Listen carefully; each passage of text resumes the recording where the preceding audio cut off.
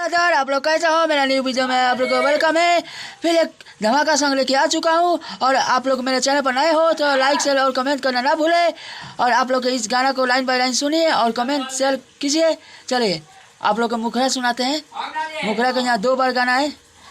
मिले खातिर दिल तरसतावे, अखियाँ से आंसू गिरतावे। यहाँ पर मुखड़ा को यहाँ 2 बार गाना है। मिले खातिर दिल तरसतावे, अखियाँ से आंसू गिरतावे। प्यार के हमहू आज रोतान यार हो। यहाँ भी 2 बार गाना है। प्यार के हमहू आज रोतान यार हो। काहेला ना बनौर राम जी शीशा के दिल हो। रोती ना फील के दिल में। यहाँ 2 बार गाना है। काहेला बनौर राम जी शीशा के दिल हो। रोती ना फील के दिल में। यहाँ थोड़ा गलती हो गया है और गलती हो गया तो आप लोग कमेंट में बताइएगा कहाँ गलती हुआ है, तो वहाँ पर हम फिर सुधार करेंगे।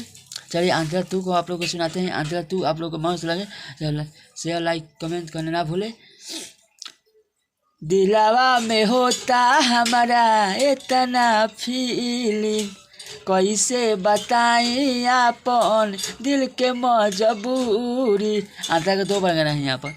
दिलावा में होता हमारा इतना फीलिंग, कैसे बताई अपन दिल के मजबूरी।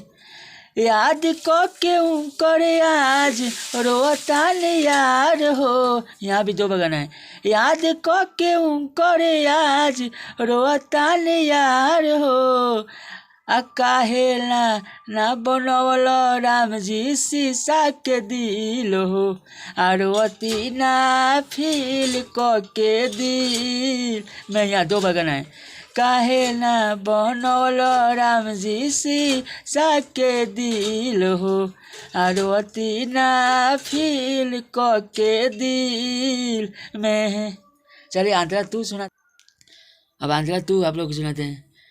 बबलू बिजोर के तनी ना सहाला, पवन परदेसी के तनिको ना बुझाला। यहाँ आंतरा का 2 बार गाना है। बबलू बिजोर के तनी ना सहाला, पवन परदेसी के तनिको ना बुझाला। प्यार के हमहू आज लूट गइल बानी हो। प्यार के हमहू आज लूट गइल बानी हो। काहे ना बनौल राम जी शीशा के दिल हो। रोती ना फील के दिल में। यहाँ 2 बार गाना है। काहे ना बनौल राम जी शीशा के दिल हो। रोती ना फील के दिल में। चलिए आप लोग का अगला वीडियो में आप लोग का वेलकम रहेगा। और कहीं भी गलती हो तो कमेंट में बताना कि कहाँ भी गलती हो। चलिए आप लोग का अगला वीडियो में वेलकम है।